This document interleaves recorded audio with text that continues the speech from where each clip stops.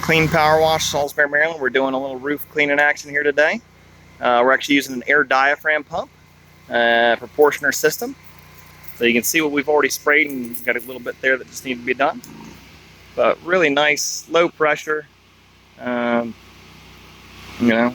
typically prefer a little bit more flow than this, but you can especially see down here where it's cleaned it.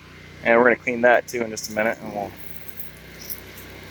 show you how that'll react. We'll just do a nice little divider line in there.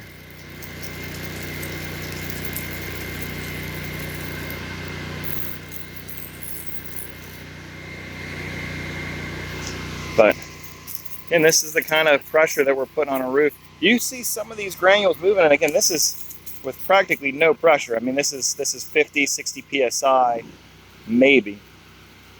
And you're just saying it's just the loose granules that are moving.